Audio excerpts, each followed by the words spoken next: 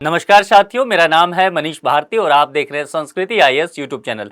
साथियों, आज जिस टॉपिक पर हम बात करने वाले हैं वह बेहद संवेदनशील मुद्दा है। संवेदनशील इसीलिए कह रहा हूं क्योंकि वह स्वास्थ्य से जुड़ा हुआ मुद्दा तो है ही, साथ ही भारत की राष्ट्रीय सुरक्षा और आंतरिक सुरक्षा से जुड़ी ही मसला है। देखिए, यहाँ पर जम्मू कश्मीर में ड्रग्स के मामलों में वृद्धि एक रिपोर्ट बता रहा है। वहाँ के प्रशासन भी इस बात की पुष्टि कर रही है कि पिछले कुछ वर्षों में अचानक से देखा गया है कि जम्मू कश्मीर में नशीली पदार्थों का इस्तेमाल बहुत तेजी से फैल रहा है। युवाओं को लेकर के बात की जा रही है। यहाँ एक दिलचस्प बात यह भी है कि युवाओं के साथ साथ महिलाओं में इसका सेवन तेजी से बढ़ता जा रहा है।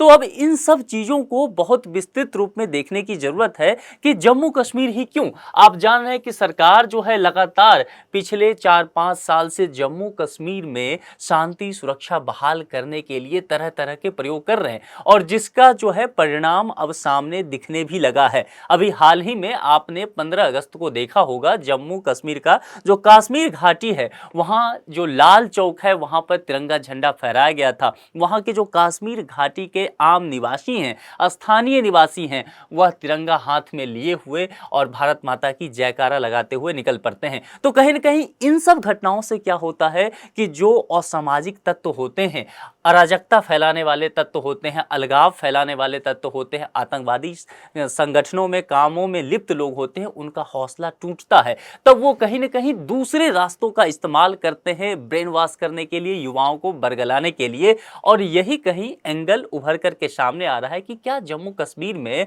अब जब ये लोग आतंकवादी या बाकी लोग जब सुरक्षा बल से सीधे मुकाबला नहीं कर सके, वहां के लोगों को नहीं बरगला सके, तो क्या नशीली पदार्थों के माध्यम से जो एक युवा पीढ़ी है उसको समाप्त करने की कोशिश कर रहे हैं, उसकी रीढ़ कमजोर करने की कोशिश कर रहे हैं। इन तमाम मुद्दों पर हम चर्चा करेंगे। हम नारकोटिक्स कंट्रोल ब्यूरो की भी चर्चा करेंगे। हम देखेंगे कि नशीली दवाओं का सेवन करना किन किन बातों के लिए हानिकारक हो सकता है, भारत सरकार इसके रोकथाम के लिए क्या कर रही है और भारत क्यों ऐसा जोन बन जाता है जहां पर नशीली दवाओं का सेवन होने की अत्यधिक संभावना नजर आती है। सभी बातों पर डिटेल से बात करेंगे। उससे पहले संस्कृति आईएएस आपके लिए खास ऑफर लेकर के आई है और खास बात यह है कि इस ऑफर का आज आखिरी तारीख है। आप देख रहे होंगे यहाँ पर 13 से 18 अगस्त तक ये ऑफर वैलिड है। तो ऑफर क्या है कि स्वतंत्रता दिवस पर 50% तक का ऑफ दिया गया है संस्कृति आईएएस के द्वारा। किन किन कोर्सेज पर देख सकते हैं? यूपीएससी का फाउंडेशन कोर्स। फाउंडेशन कहने का तात्पर्य यहाँ है कि प्रीलिम्स और मेंस का पूरा सेगमेंट इसके तहत आपको पढ़ाया जाएगा। और यूपी पीसीएस की जो तैयारी कुछ लोग कर रहे हैं तो उनका फाउंडेशन कोर्स है। जो लोग बीपीएससी का प्रिपरेशन कर रहे हैं उनके लिए भी फाउंडेशन कोर्स की व्यवस्था की गई है। इसके अलावा एनसीईआरटी की व्यवस्था की गई है। साथ ही यूपीएससी के जो प्रीलिम्स फोकस्ड कोर्स है वह भी इसमें आता है। और वैकल्पिक विषय जिनका कि भूगोल हो सकता है या इतिहास हो सकता है, वे सभी लोग इन मोड में इस कोर्स को ले सकते हैं। कौन से मोड है? लाइव कोर्स है, ऑनलाइन कोर्स है, पेन ड्राइव कोर्स है और डीएलपी यानी कि डिस्टेंस लर्निंग प्रोग्राम है। इन सभी कोर्सेज पर आपको 50% तक की ऑफ दी जा रही है 18 अगस्त तक, यानी कि आज इसकी आखिरी तारीख है। वे लोग जो इस कोर्स में इतना ऑफ मिलने के बावजूद भी आर्थिक रूप से बहुत सक्षम नहीं है, संस्था ने उनका ख्याल रखते हुए ईएमआई की सुविधा दी है, यानी कि इंस्टॉलमेंट में आप पेमेंट करके ये कोर्स भी ले सकते हैं। विस्तृत जानकारी के लिए आप संस्कृति आईएएस के वेबसाइट पे चले जाइए, वहां विजिट करके आपको कॉलिंग नंबर मिल जाएगा। हमारी टीम से आप कॉल करके बात कर सकते हैं और कोर्स खरीद करके परचेज करके आप अपनी तैयारी को पुख्ता बना सकते हैं। चलिए अब हम मुद्दे की तरफ चलते हैं और सबसे पहले देखते हैं कि द हिंदू में इस पर बहुत डिटेल से एक आर्टिकल आया है, उस पर हम चर्चा करेंगे। द हिंदू को हमारा रेफरेंस रहेगा आज का और देखेंगे कि चर्चा में क्यों बना हुआ है। देखिए, one addict walk into Srinagar OPD every 12 minutes valleys drug pandemic.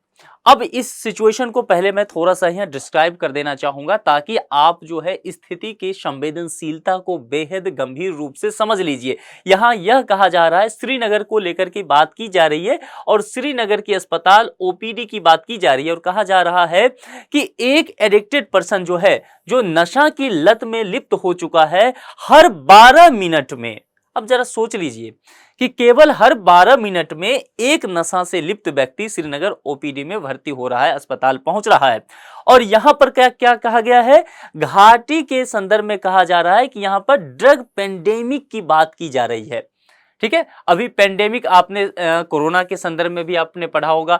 तो यहां पर देखिए पेंडेमिक यानी कि स्थिति बहुत ज्यादा भयावह हो चुकी है ड्रग के मसले को लेकर के, और पूरी घाटी कहीं ना कहीं इसके चपेट में है। एनसीबी और बाकी संस्था जो है बहुत सारे जो नशीली पदार्थ हैं वह जब्त किया है, बहुत सारे लोग अरेस्ट भी किए गए हैं, और देखा गया है जो यंग लोग हैं, युवा लोग हैं, उनसे लगातार क्लिनिक भरा हुआ है। यानी कि विभिन्न जिला अस्पतालों में कम उम्र के लोग जो हैं, यानी कि 12 वर्ष से लेकर के 30 वर्ष की आयु वर्ग के लोग जो हैं, उनकी संख्या अस्पतालों में लगातार बढ़ती जा रही है। जैसा कि मैंने पहले भी कहा था कि महिलाओं की संख्या जो है वह चौंकाने वाली है, क्योंकि महिलाओं की तादाद इन नशीली दवाओं को लेने में लगातार बढ़ता जा रहा है। अब प्रमुख बिंदु क्या क्या हो सकते हैं, देखिए जम्मू कश्मीर में नशीली पदार्थों का व्यापार और सेवन, अब दो चीजों पर हम फोकस करेंगे। व्यापार और सेवन बढ़ता जा रहा है। जम्मू कश्मीर का मैप ये है, अब ध्यान से देख लीजिएगा, वो जो पुराना मैप आपके नजर में बनता होगा जिसमें लद्दाख भी शामिल रहता होगा, गिलगित बाल्टिस्तान भी शामिल रहता होगा, तो 370 2019 में खत्म कर देने के बाद अनुच्छेद 370, अब जो मैप जम्मू कश्मीर का बच गया है वो यही है। बाकी जो हिस्सा ऊपरी हुआ करता था वह चला गया है गिलगित बाल्टिस्तान, और लद्दाख वाला जो हिस्सा है वो लद्दाख के क्षेत्र में चला गया है। तो ये जम्मू कश्मीर का हिस्सा है। यहाँ पर व्यापार और सेवन दोनों ही बातें की गई है, दो पक्ष है, यानी कि यहाँ पर कारोबार होने लगा है नशीली दवाओं का, और कारोबार यदि हो रहा है तो कहीं न कहीं निश्चित तौर पर सेवन होगा, और सेवन हो रहा है तो कारोबार होगा। तो देखिए ये दोनों जो पक्ष हैं इसमें अनुनाश्रय संबंध है, यानी कि एक दूसरे के पूरक हैं। यदि वहां पर नशीली दवाओं के सेवन करने वाले लोग होंगे तो निश्चित तौर पर वहां पर बेचने वाले लोग उपलब्ध हो जाएंगे, और बेचने वाले लोग होंगे नशीली दवाओं के तो वहां पर निश्चित तौर पे कुछ ऐसे लोग होंगे जो लगातार सेवन करते रहेंगे, और जब ये चलन बढ़ पड़ेगा तब इसकी बारंबारता और अधिक देखने को मिलेगी, और सामाजिक स्थिति निश्चित तौर पर बेहद खराब हो जाएगी, जो कि जम्मू कश्मीर में लगातार अभी देखा गया है।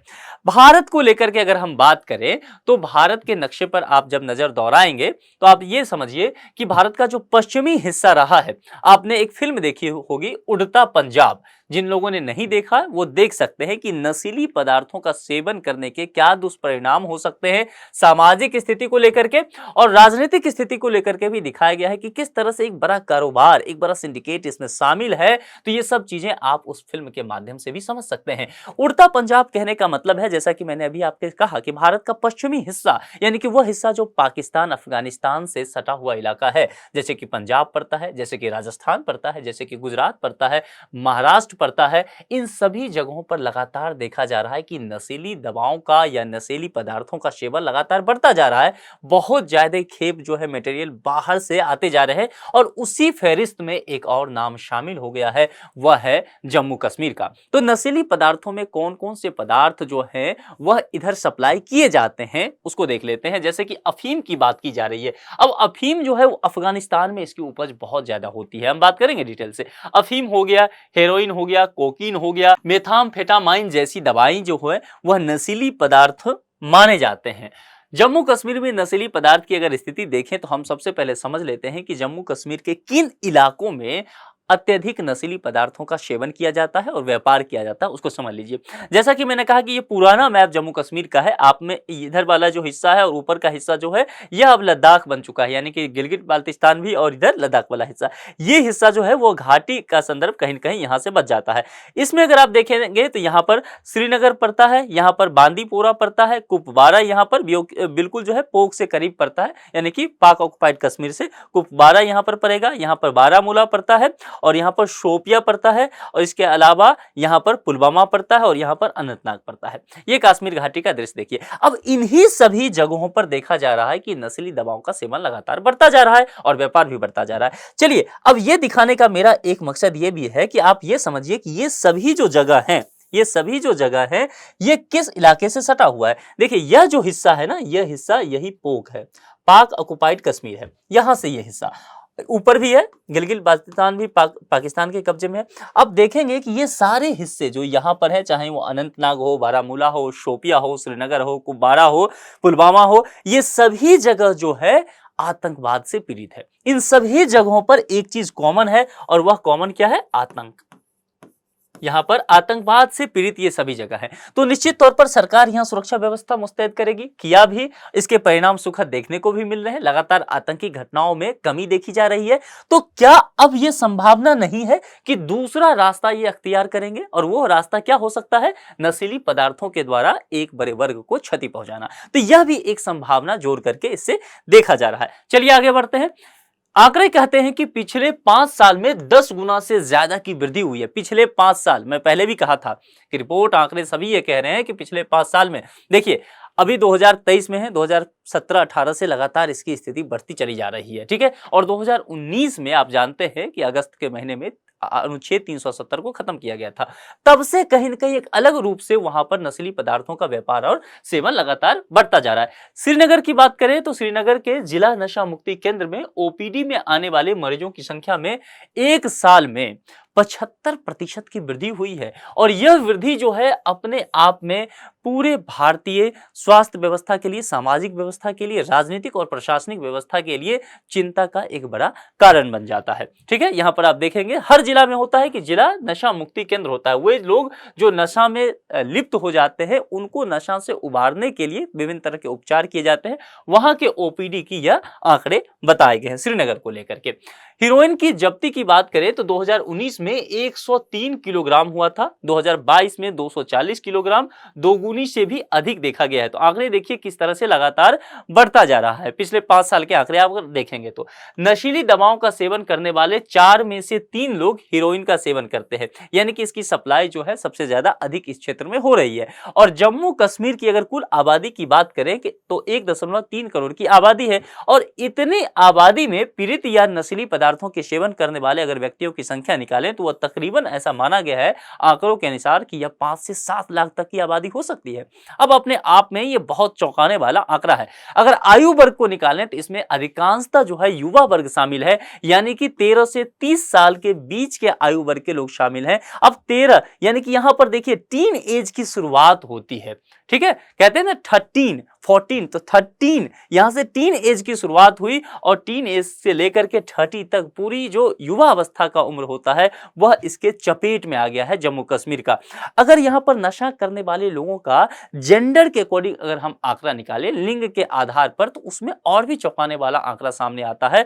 महिलाओं में यह लगातार इसका सेवन बढ़ता जा रहा है, जिसमें 12% महिलाएं जो है नशा की आदी हो चुकी हैं। महिलाओं में ड्रग्स की बात करें तो साइको सोशल स्ट्रेस है, जो घर परिवारों से अलग रहने वाली स्थिति में और ज्यादा हो जाता है, परेशानी है या घर से अलग रह रहे हैं, संबंध विच्छेद हो गया है, तब संभावना इसकी बढ़ती जा रही है कि संभव है कि महिलाओं में नशा के आदी होने का चलन बढ़ने लगा है। जम्मू कश्मीर में क्यों बढ़ रहा है नशीली पदार्थों का चलन?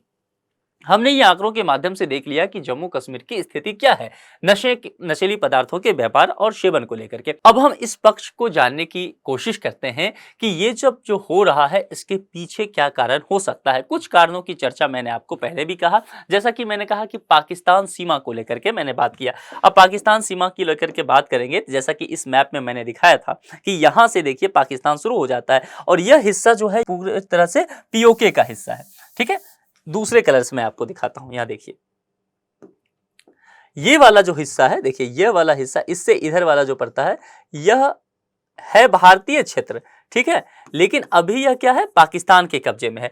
पीओके इसी को कहते हैं, पाक ऑक्युपाइड कश्मीर, और यहां से फिर पाकिस्तान का अपना हिस्सा है। तो इन सब क्षेत्रों के वजह से यहां पर कहते हैं कि आतंकवादियों का लॉन्चिंग पैड है। और ये कश्मीर का हिस्सा आप देख ही रहे हैं, जो यहां पर परेशानी लगातार बढ़ता जा रहा है। लेकिन यहां पर भारत सरकार जो है सुरक्षा कारणों को मजबूत कर रही है और इस स्थिति में इनके मंसूबों पर लगातार पानी फिरता जा रहा है। तब यह कोशिश किया जा रहा है कि नशीली दवाओं का इधर सप्लाई किया जा सके। तो पाकिस्तान सीमा होने का एक जो है बड़ा नुकसान वहां पर देखा जा रहा है। चलिए आतंकवाद की बात करें तो निश्चित तौर पर मैंने पहले भी कहा कि आतंकवादियों का यह दूसरा एक हथियार संभव हो सकता है। आईएसआई की भूमिका होने से इनकार नहीं किया जा सकता है, क्योंकि पाकिस्तान की जो संगठन है निश्चित तौर पर वहां के आतंकवादियों को भी मदद करती है घुसपैठ करने में भारतीय क्षेत्रों में। और यहाँ के जो लोग हैं, स्थानीय लोग जम्मू कश्मीर के, उन्हें भी अलगाववाद के लिए उकसाती रही है। तो संभव है आईएसआई का भी हाथ इसमें हो। सीमावर्ती क्षेत्रों के कुछ लोग आर्थिक हित के कारण इसमें शामिल हो जाते हैं। निश्चित तौर पे देखिए होता क्या है कि सब चीजों के पीछे कहीं ना कहीं अर्थ तो शामिल होता ही है। और जम्मू कश्मीर एक ऐसा क्षेत्र रहा है लंबे समय से, 90 के दशक से देखें तो वहां आतंकवादी घटनाओं के होने के कारण वहां की अर्थव्यवस्था बहुत अच्छी नहीं रही है। एक बड़ा कारण जो वहां की अर्थव्यवस्था का हुआ करता था वो था पर्यटन। लेकिन आतंकवाद जैसे जैसे बढ़ता है, पर्यटन कम हो गया, और फिर पर्यटन कम हो गया तो लोगों की आर्थिक स्थिति जो है वह बहुत खराब हो गई, माली हालत बहुत खराब हो गई। फिर वो क्या करेंगे, निश्चित तौर पर कोई गलत काम का सेवन करना शुरू कर देंगे, गलत कामों में लिप्त हो जाएंगे, और वह एक कारण हो सकता है कि वह जो है नशीली पदार्थों के व्यापार में शामिल हो जाए।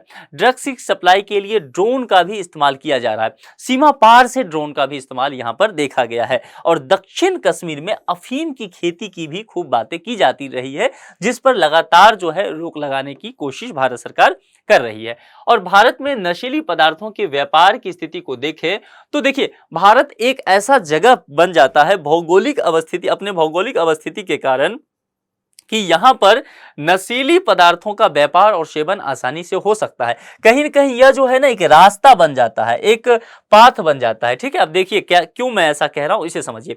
दो स्थिति है, ये वर्ल्ड मैप आप देख रहे हैं, वर्ल्ड मैप पे दो स्थिति देख लीजिए। सबसे पहले मैं आपको गोल्डन ट्रायंगल के बारे में बताता हूं। गोल्डन ट्रायंगल का इतिहास समझ लीजिए। देखिए 1940 के दशक से कम्युनिस्ट पार्टी का शासन होता है, कहां पे, चाइना में। अब जब कम्युनिस्ट पार्टी का शासन चाइना में बढ़ता लगता है तो उन्होंने एक नीति बनाया। उन्होंने कहा कि वो सभी लोग जो ड्रग्स का सेवन करते हैं, नशा के आदी हैं, उन्हें अनिवार्य रूप से नशा से मुक्त किया जाए, दूर किया जाए। इसके कारण क्या हुआ, यहां पे जितने भी काम हो रहा था चाइना में ड्रग्स के सप्लाई का, व्यापार का, उन सभी चीजों को उन्होंने सख्ती से बंद करवा दिया। अब जब बंद करवाया तो यहां पर एक बहुत बड़ा नेटवर्क था चाइना में इन सभी चीजों का। ये नेटवर्क और ये लोग यहां से शिफ्ट हो गए, और ये शिफ्ट होकर के कहां चले आए, तो चीन के जो निकटवर्ती जगह है वहां पर ये लगातार शिफ्ट होते चले गए। चीन के सीमा से सटे जो देश हैं वहां आए, और चीन के सीमा से सटे हुए कई आसियान कंट्री है, तो जैसे कि यहाँ पर म्यांमार हो गया, लाओस हो गया, थाईलैंड हो गया, वियतनाम हो गया। तो ये 4 कंट्री जो यहाँ है वह गोल्डन ट्रायंगल में यहाँ पर शामिल होता है। आप देख रहे हैं, ये गोल्डन ट्रायंगल इसे कहा गया है। ये 4 देश यहाँ पर पड़ते हैं। अब यहाँ पर समझ लीजिए गोल्डन क्रिसेंट की बात की है। गोल्डन क्रिसेंट कहने का तात्पर्य यहाँ का, ये देखिए यह वाला जो हिस्सा बन जाता है यह पड़ता है। अब इसमें 3 देश आता है, 3 देश में एक देखिए ईरान आएगा, दूसरा पाकिस्तान और तीसरा अफगानिस्तान आ जाएगा। अब ये कहने का क्या तात्पर्य है, देखिए सबसे पहले समझ लीजिए कि यहां पर देखिए गोल्डन क्रिसेंट और गोल्डन ट्रायंगल के बीच भारत आपको फंसा हुआ नजर आ रहा है। तो निश्चित तौर पर देखिए यहां पर भारत दुनिया के सबसे बड़े अवैध अफीम उत्पादक क्षेत्र गोल्डन क्रिसेंट की बात की गई है। यह क्षेत्र जो है, जैसा कि मैंने आपको पहले भी कहा था कि अफगानिस्तान में अफीम की खेती बहुत ज्यादा होती है, तो यह क्षेत्र जो पड़ता है, चाहे वो पाकिस्तान हो, अफगानिस्तान हो या ईरान हो, इस क्षेत्र में अफीम की खेती बहुत अधिक होती है, उत्पादन होता है। अब यदि यहां उत्पादन होगा तो कहीं ना कहीं सप्लाई होगा। निश्चित तौर पे मैंने क्या बताया कि यहां पर चीन में बहुत ज्यादा ड्रग्स वगैरह के कारोबार और सेवन करने वाले लोग थे। सख्ती के बाद ये यहां पर शिफ्ट हो गए, ये गोल्डन ट्रायंगल बन गया, तो यहां पे उत्पादन हुआ। तो गोल्डन ट्रायंगल एक ऐसा जगह है जहां पर नशीली पदार्थों का सेवन करने वाले लोग बहुत ज्यादा है। बहुत क्लियर से समझ लीजिए, ये बहुत अच्छा टॉपिक है अपने आप में। गोल्डन क्रिसेंट की बात करेंगे तो यहां पर ये 3 देश, ईरान, अफगानिस्तान और पाकिस्तान, जहां पर ये जो है अफीम की खेती होती है, उत्पादन सबसे अधिक होता है। उत्पादन हुआ तो कहीं ना कहीं वो बेचा जाएगा, और बेचा जाएगा तो ये कहां आ गया, गोल्डन ट्रायंगल में। और गोल्डन ट्रायंगल में 4 देश हैं, म्यांमार है, थाईलैंड है, लाओस है और वियतनाम है। यहां के लोग बहुत ज्यादा सेवन कर रहे हैं अफीम का, इस वजह से यहां पर स्थिति खराब होती जाएगी। अब ये लोग जब यहां पर ये सप्लाई करेंगे तो निश्चित तौर पर ये सप्लाई इधर से ही तो आएगा।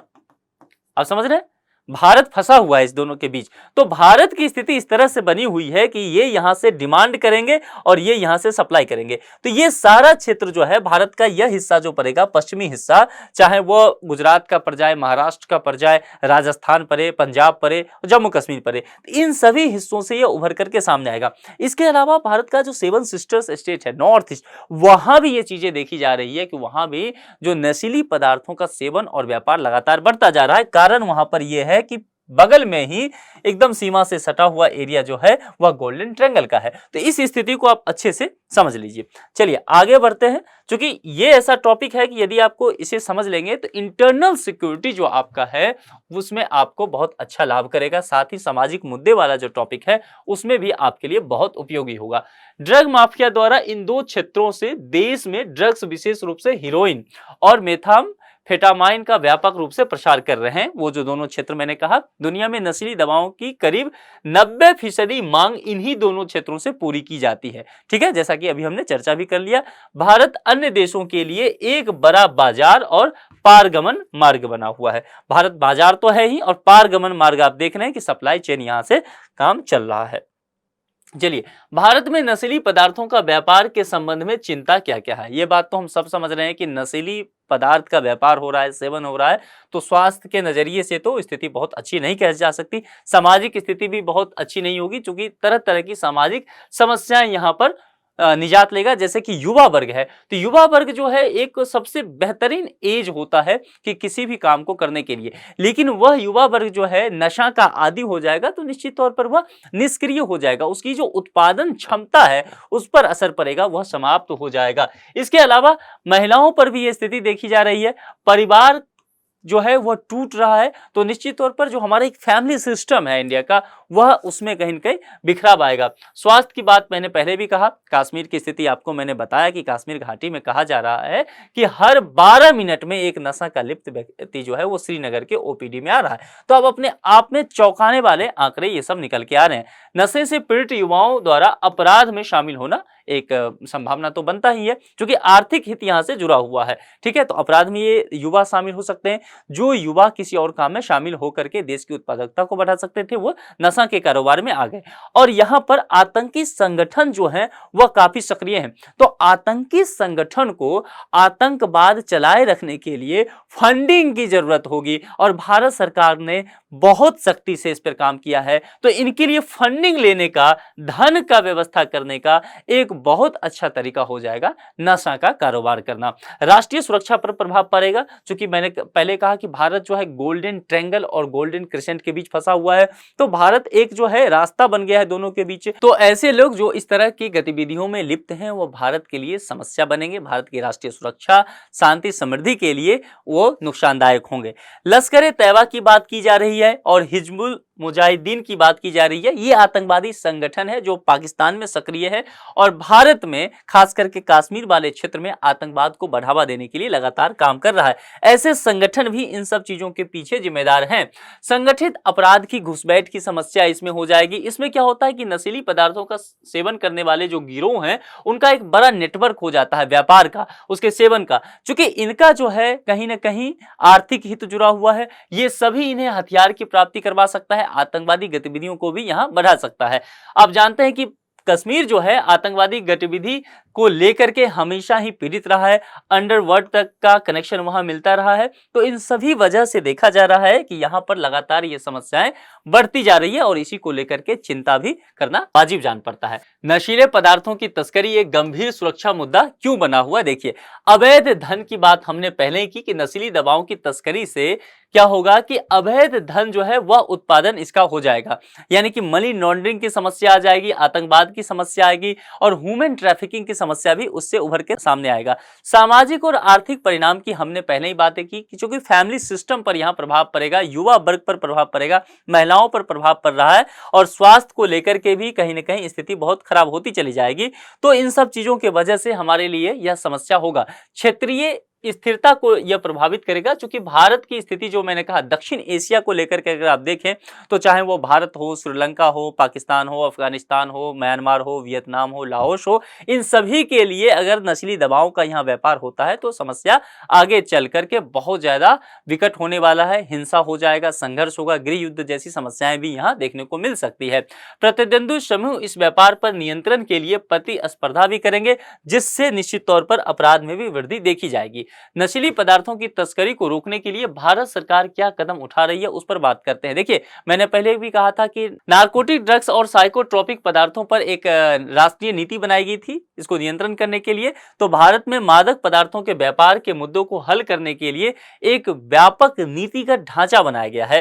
क्या क्या वह हो सकता है, इन सब चीजों को हम देखते हैं। जैसे कि एक बात है, एनसीबी की बात आप करते हैं। एनसीबी कहने का मतलब होता है नारकोटिक्स कंट्रोल ब्यूरो की बात हम कर रहे हैं।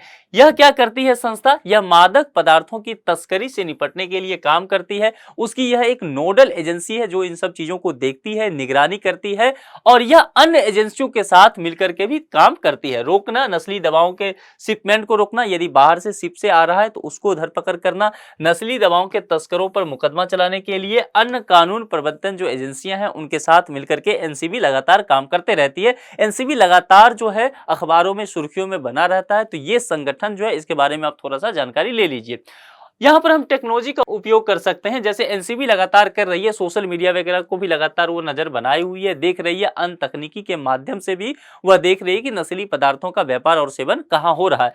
सीमा सुरक्षा को हम मजबूत कर सकते हैं, क्योंकि देखिए कहीं ना कहीं हमारा कमी है सीमा सुरक्षा में, कहीं न कहीं जो है फॉल्ट है, और इसके वजह से तस्कर जो हैं नशीली पदार्थों को गोल्डन क्रिसेंट से गोल्डन ट्रायंगल की तरफ बढ़ा रहे हैं। तो इसके लिए हमें अपनी सीमा सुरक्षा को भी मजबूत करने की जरूरत है। वित्तीय खुफिया जानकारी का उपयोग करने की बात की जा रही है। उसके तहत कानून प्रवर्तन एजेंसियां मादक पदार्थों के तस्करों के पैसे से संदिग्ध लेन देन को ट्रैक करने के लिए वित्तीय खुफिया जानकारी का उपयोग कर सकती है। अंतर्राष्ट्रीय सहयोग की इसमें बहुत जरूरत होगा, क्योंकि भारत की जो भौगोलिक अवस्थिति है, जैसा कि हम बार बार चर्चा कर रहे हैं, वो गोल्डन क्रिसेंट और गोल्डन ट्रायंगल के बीच में है। तो एक देश से मामला नहीं निपटने वाला है, तो अंतर्राष्ट्रीय सहयोग की इसमें आवश्यकता होगी। और नारकोटिक्स, ड्रग्स और साइकोट्रोपिक पदार्थों पर सार्क कन्वेंशन की बात की जा रही है। तो जितने भी सार्क कंट्री हैं, दक्षिण एशिया के अधिकांशतः कंट्री, ये सभी मिलकर इस पर काम करेंगे, तभी कहीं ना कहीं रोकथाम संभव हो सकता है। आगे की राह क्या हो सकती है? जैसा कि मैंने अभी कहा कि अंतर्राष्ट्रीय सहयोग सबसे पहली बात होगी,